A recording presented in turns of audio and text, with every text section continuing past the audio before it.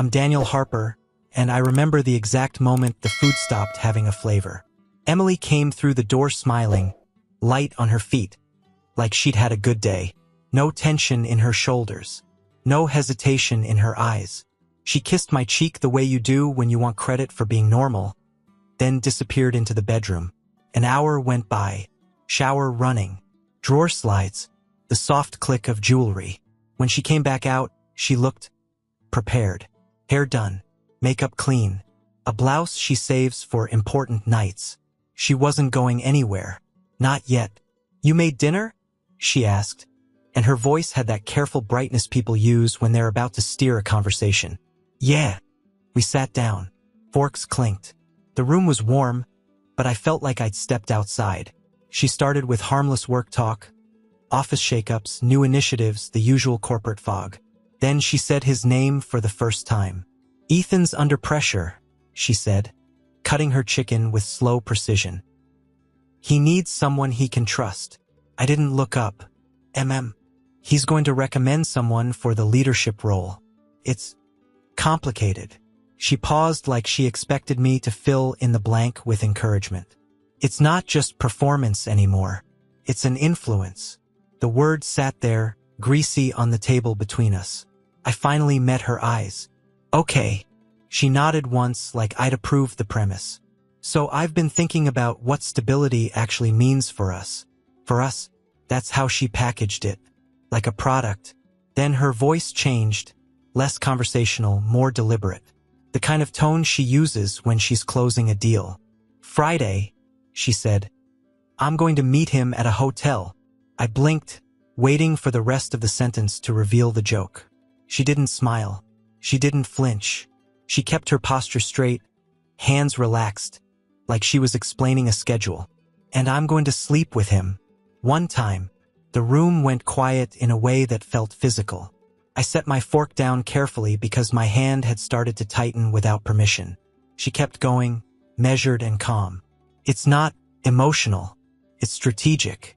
It would secure the role. It would stabilize our future. You know how it is. I stared at her like she'd spoken a different language with familiar words. You're telling me this? I said. Like it's a promotion packet. It's reality, she replied, soft but firm. It's one night, one decision, and then it's done. I searched her face for shame, for fear, for anything human. All I saw was confidence. At that moment, I couldn't tell if I was being tested, insulted, or replaced by some colder version of my wife who decided marriage was a flexible policy. The dinner sat untouched, and the woman across from me waited, like I was supposed to negotiate my own dignity. I didn't raise my voice. That seemed to surprise her more than anger would have. Emily watched me the way she watches a room full of executives, reading for leverage, bracing for turbulence. She'd come prepared for a fight she could manage. Tears, maybe. Bargaining. A compromise she could sell herself later as mature. What she didn't prepare for was me going still. I took a slow breath, nodded once like I'd heard her, and went back to the plate. I chewed because it was something to do with my mouth besides say the wrong thing. She tried to keep it normal. I knew this would be hard for you, she said. But I'm being honest. That has to count for something. I looked up. Does it? Her eyes narrowed slightly. Daniel. I held her gaze, flat and calm. You already decided. You're not asking. You're informing me. I'm trying to protect what we've built, she said, and the words were polished, practiced, like she'd rehearsed them in the mirror while she got dressed for the betrayal. I didn't argue. There's a point where arguing is just you begging someone to be the person they used to be. I stood, took my plate to the sink, and ran water over it. Not because it needed it, because I needed the noise. Behind me, her chair scraped the floor. She followed me into the kitchen, voice lowering like we were in public. So you're just not going to say anything? I turned. What do you want me to say? That you understand, she said, almost impatient now. That you see the bigger picture. The bigger picture. Like my role was to zoom out until humiliation looked small. I nodded once, not agreement, acknowledgement. Go do what you're going to do. Her face tightened. That's it. That's it, I said. She stood there for a second, waiting for the storm. When it didn't come, she looked unsettled. Like silence was more dangerous than yelling because she couldn't steer it. Then she did what she always does when she thinks she's won the moment. She went back to her routine. She showered, brushed her teeth, climbed into bed like she'd just had a serious conversation about a budget. And I lay there next to her in the dark, staring at the ceiling, listening to her breathing even out. I studied the outline of her shoulder, the familiar curve of her neck, the small scar on her collarbone from a stupid accident years ago when we were happy and careless. I waited for the part of me that loved her to speak up, to plead, to offer hope. Nothing. It wasn't numbness. It was detachment, clean and sharp, like something inside me had stepped back and shut a door. By morning, I moved through the house with a calm that felt unnatural. Coffee, keys, shower, same motions, different man. Emily chatted lightly while she got ready, testing the air like she could reset the night by pretending it hadn't happened. She kissed my cheek again on the way out. I love you, she said, quick and automatic. I looked at her and understood something simple. A marriage can survive hardship, can survive fights, failures, rough years, but it can't survive being treated like a temporary inconvenience. I didn't explode. I didn't forgive. I decided. By midday, my mind stopped circling the same question. Did she really say that? Yes. She said it was clean, like a calendar invite. So I stopped replaying the words and started watching behavior. Emily used to be careless at home. Phone down, laptop open, the little trust you don't notice until it's gone. Now she guarded her screen like it held state secrets. She smiled at texts she didn't share. She took calls in the garage with the door closed. Small things, but they stacked. I didn't accuse. I didn't fish. I let her think the silence meant consent. That's when people get sloppy. Thursday night, she left her work bag on the couch and went upstairs to shower. I didn't dig through anything. I didn't break passwords. I'm not stupid and I'm not reckless. But the screen lit up when a notification came through, big enough to read from where I stood. A hotel name. The time. His name was attached to it like it was normal. My chest tightened once, hard, and then it released. Because that's what proof does. It doesn't hurt more, it clarifies. I took my own phone out and photographed only what was plainly visible. The same way you document a car accident before anyone starts lying about it. Date, time, the basics. Enough to anchor reality. Then I put her bag back exactly where it was and walked to the kitchen like nothing happened. When she came down, hair damp, she was relaxed again. Confidence. Like the worst part, my reaction, had already been managed. You okay? She asked, too casual. I gave her a steady look. Yeah. Long week. She nodded, satisfied, and went back to scrolling like she hadn't just lit our life on fire. That night, I opened a fresh folder on my computer and started logging facts. Times, messages I could legally see. Anything that didn't require me to cross a line. Not because I wanted drama, because I wanted protection. Confusion is loud. Strategy is quiet. And while she was gambling on Friday, I was building a plan that didn't need her permission. I waited until Emily fell asleep before I made the call. Not because I was scared of her, because I wasn't giving her a chance to rewrite the narrative before it left the house. I'd found Lauren Cole's number the old-fashioned way, public info, a couple careful cross-checks. No hacking, no games, just a straight line from truth to accountability. It rang twice. Hello. Her voice was wary, tired, the kind of tiredness you get when you've been carrying more than you admit. Lauren Cole, I asked. Yes. Who is this? My name is Daniel Harper, I said.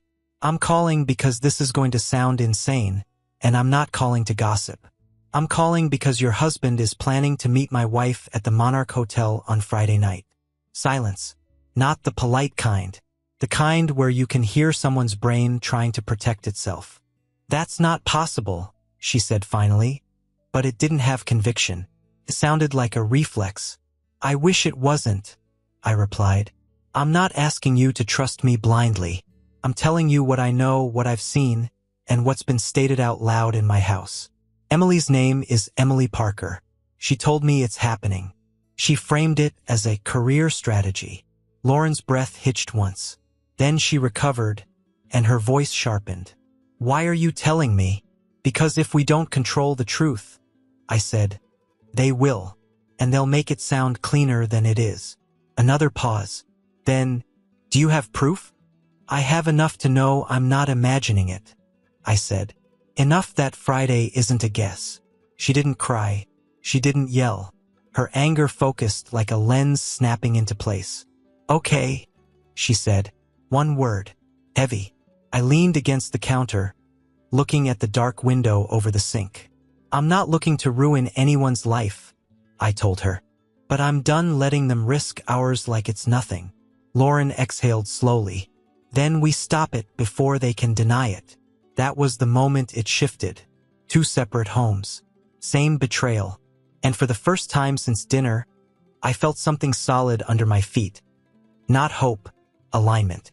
Friday morning, Emily moved through the house like it was any other workday.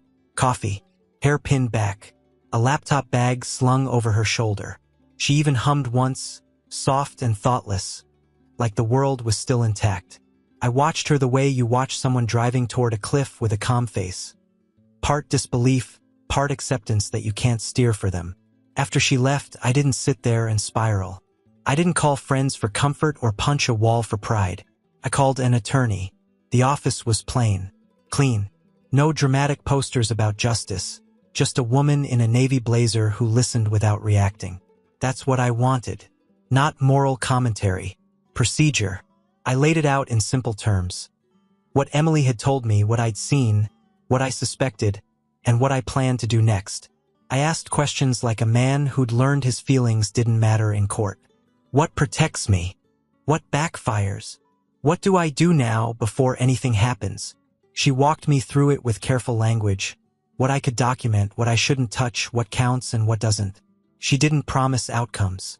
She promised clarity. By the time I left, my next steps weren't emotional. They were logistical. I went to the bank and opened a separate account. Not to drain anything. Not to play games. To create a clean line between my life and someone who'd already shown she could rewrite vows into excuses. I changed the passwords to what was mine. I pulled copies of statements. I photographed the condition of the house and the major property. Simple record keeping, the kind that makes lying harder later. I kept everything inside the law. Because the fastest way to lose your footing is to let rage make you sloppy. That afternoon, Emily texted me like nothing was wrong. Running late tonight. Work stuff. I stared at the message until the words blurred. Work stuff. That was her favorite phrase. It covered everything from overtime to betrayal, as long as she said it confidently enough. I typed back one word. Okay. Then I printed the initial paperwork my attorney had prepared and placed it in a large envelope. No note, no plea, no explanation. Just the first official line in a life that no longer included negotiation. When Friday arrived, I wasn't eager to destroy her. I was ready to stop being the only adult in the room when consequences showed up. Emily left the house dressed like she was headed toward something that mattered. Not a night out. Not a mistake. A decision. She checked her reflection by the hallway mirror, adjusted an earring, and smoothed the front of her blouse like the image was the whole point. When she kissed my cheek, it was light, transactional, like affection was just part of keeping the story believable. I'll be late, she said. I know, I replied. Her eyes flicked to mine, searching for tone, searching for threat. I gave her nothing. She walked out with steady steps and a straight back. As soon as her car turned the corner, I moved. Lauren and I had agreed on the basics. No scene in the lobby. No shouting into elevators. Proof, clean and undeniable, and then consequences. The Monarch was all polished stone and soft lighting, the kind of place that sells privacy as a luxury. I stayed out of sight, in a chair near the bar with my back to a column, watching reflections in glass more than faces. Lauren arrived 10 minutes later, composed, jaw set, phone already in her hand like a tool. We didn't talk much. We didn't need to. When the elevator doors opened and Ethan stepped out, he looked like a man who'd done this before. Confident, unhurried. wearing a suit that cost more than he deserved. Emily followed a step behind him, eyes forward, expression calm. Businesslike, like she was walking into a meeting, not a betrayal. Lauren stood. I watched the moment Ethan noticed her. His stride faltered just a fraction. Emily's face froze, the smile slipping off like it had been peeled away. Lauren didn't scream. She didn't rush them. She walked up, lifted her phone, and spoke in a voice that carried without being loud. "Open the door," she said to Ethan. "Right now." Ethan tried to talk first, hands up, words forming fast. Lauren cut him off. "Don't." Emily took a breath like she was about to pitch her strategy again, like she could control the outcome with phrasing. Lauren looked at her once, cold, clear, and said, "Save it." Then she stepped past them toward the room, recording what they'd planned to hide, turning their private lie into something solid. And just like that, the excuses started dying. By Saturday morning, Ethan and Emily were already trying to manage it. Damage control, narrative control, the kind of frantic cleanup people do when they realize the mess isn't staying behind closed doors. Lauren didn't give them the chance. She'd recorded enough. Faces, voices, the setting, the timing. Not a blurry rumor. Not a he said, she said. Something concrete. Something that didn't require imagination. And she didn't send it to friends. She sent it to the people who had the power to act. HR. Compliance. A senior leader 2 levels above Ethan. The kind of inboxes that don't care how charming you are, only how expensive you might become. Because companies don't punish affairs out of morality. They punish risk. A boss leveraging proximity. An employee using intimacy as a ladder. A leadership role tied to it. That's not romance to them. It's liability with a headline attached. Emily texted me that afternoon. "Can we talk?" I stared at it for a long second, then set the phone down. When she called, I didn't answer. Lauren texted once, short and clean. "It's in motion. They're panicking." I didn't ask for details. I didn't need the play-by-play. I'd already watched the truth land. That evening, confirmation came in the form of a mutual contact. Someone who worked in the same building. Someone who didn't know the full story but knew enough to sound shaken. "Ethan got pulled into a meeting," he said. "Like, not normal. Closed doors. Security badge issues. People are talking." I hung up and sat in the quiet. There wasn't satisfaction in it. Not the kind people imagine when they think of revenge. No grin. No victory lap. Just a steady sense that reality was finally doing its job. And when the implosion started, I didn't celebrate. I followed through. Emily came home late Sunday, moving fast, keys clinking, shoulders tight. She expected the house to be waiting for her the way it always had. Lights on, routines intact, me still in the same place, still available to absorb whatever she brought home. Instead, she found a locked door. She jiggled the handle once, twice, then knocked, sharp. "Daniel." Her voice rose. "What is this?" I opened it enough to look at her, not enough to invite her in. Her makeup was done, but it couldn't cover the strain in her eyes. Her hair was a little messy, like she'd run her hands through it too many times. She didn't look triumphant anymore. She looked cornered. "What are you doing?" she demanded, like I'd violated a rule she never agreed to. I held out an envelope. She stared at it. "What's that?" "Paperwork," I said. Her face tightened. "You can't be serious." "I'm serious." She took it with both hands like it was heavier than it should have been. When she saw what it was, she stepped back like the words had heat. "Daniel, listen," she started, already switching into pitch mode. "You're reacting to a situation you don't understand. This was for us. This was to secure." "No," I said, and the single word cut clean through the sentence. She blinked. "Excuse me? You don't get to reframe this," I told her. My voice stayed low, steady. "You didn't do it for us.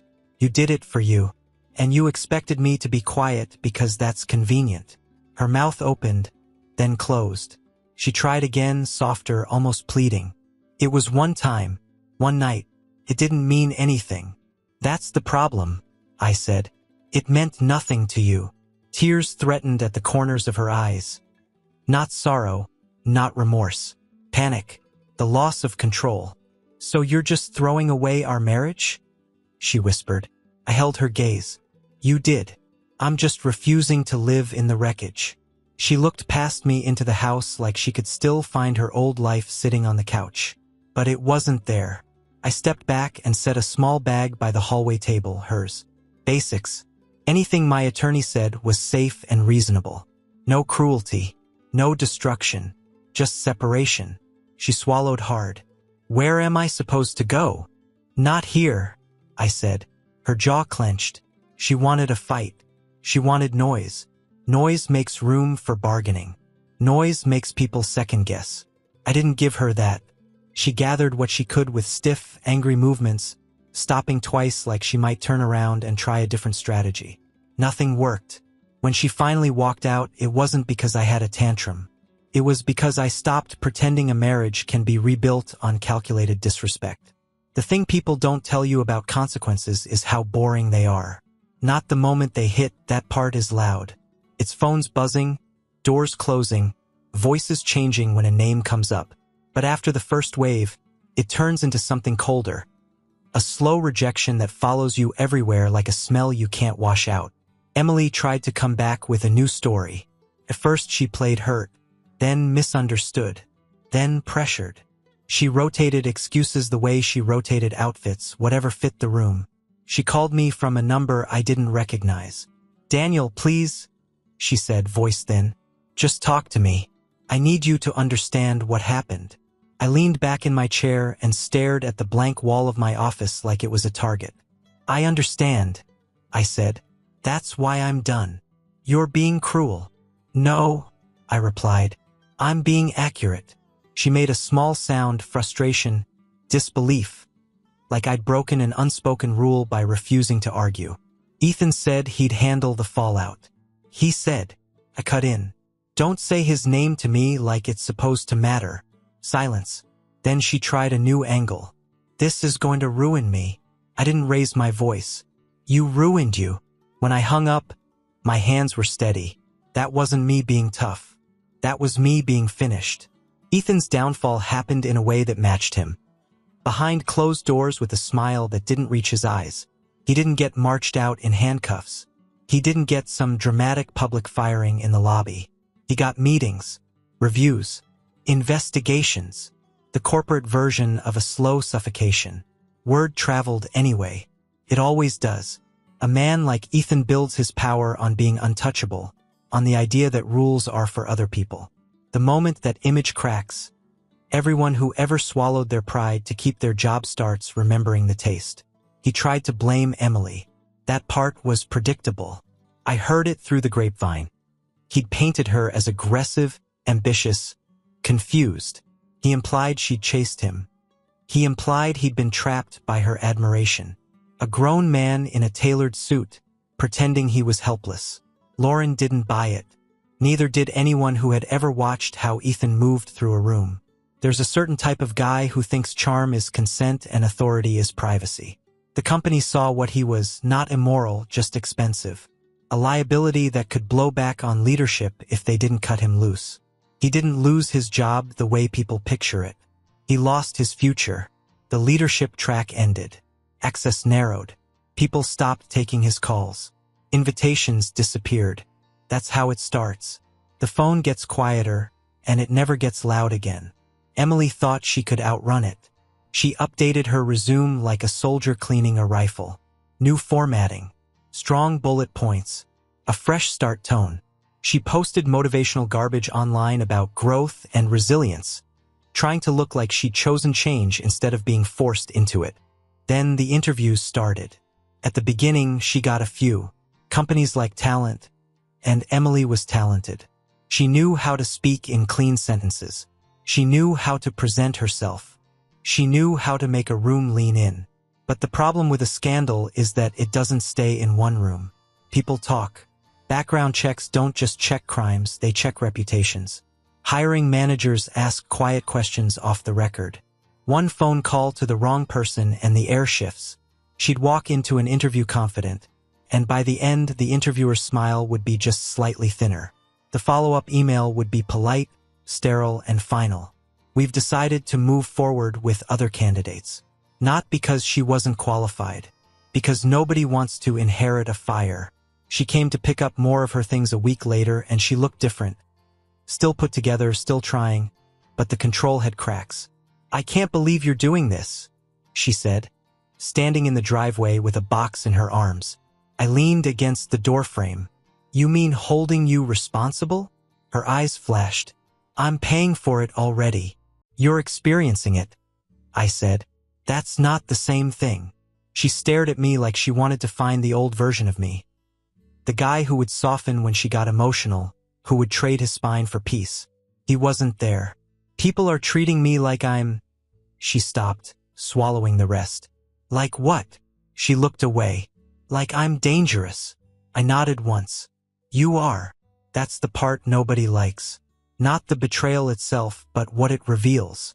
If someone can look you in the eye, call it strategic, and expect you to swallow it, what can't they justify?" Emily hugged the box tighter. "You're acting like I cheated because I wanted to." "You did," I said. "Want can be ambition. Want can be greed. Want can be ego. But it's still wanted." She opened her mouth, then shut it, because arguing required her to admit something she still couldn't stand.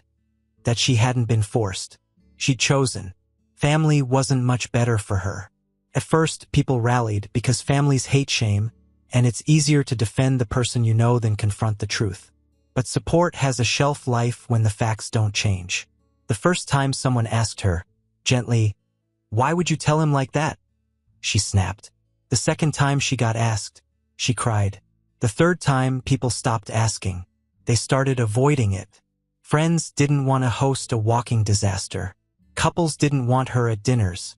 Not because they were saints, but because her presence made the room feel unsafe. The wives watched their husbands a little harder. The husbands watched her a little too carefully. No one wanted that tension near their marriage like it was contagious. And Ethan? A man like him doesn't lose everything at once. He loses traction. That's worse. It's the slow realization that your name doesn't open doors anymore. He tried to reinvent himself online too. Some consulting nonsense. Some personal brand talk about leadership under pressure. He posted photos in expensive restaurants like money could buy amnesia. But the people who mattered, the ones with budgets, authority, and long memories, didn't forget. Because scandals don't just ruin romance. They ruin trust. And trust is the only currency that counts when the lights are off and the decisions are real. Meanwhile, my life got quieter in a different way. The first week alone in the house felt strange. Not lonely, just unfamiliar. Like living in a place after the furniture's been moved. I kept catching myself listening to her keys, her voice, the little sounds of a second person. Then I'd remember, and the quiet would settle back in.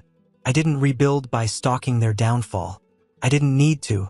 I'd already made my choice, and the world was doing its part without my help. I rebuilt the way you rebuild anything that matters, by making it solid. I cleaned out the closet, donated what I didn't wear, threw out things that carried her shape.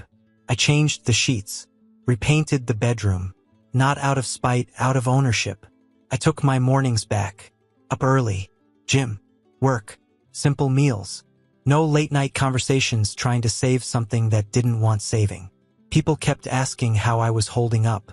I gave them the truth that made sense to me. "I'm fine," I'd say. "I'm just not available to be disrespected." Some nodded. Some looked uncomfortable, like standards made them reflect on their own compromises. That was their problem. One night, a buddy tried to bait me into celebrating. "Come on," he said. "You have to admit it's satisfying. Watching them fall." I took a sip of my beer and set it down. "I don't need them to fall," I said. "I just needed to stand up." He studied me for a moment, then nodded slowly. "Yeah, I get that. I didn't win a prize. I didn't get a dramatic moment where the universe applauded. What I got was cleaner. I got my self-respect back. And I learned something that should have been obvious from the start. When someone asks you to accept humiliation as the cost of their success, they're telling you exactly what you're worth to them. I believed her. Then I acted like it. Subscribe and stay one step ahead of cheaters. And trust me, the next story makes this one look like a fairy tale.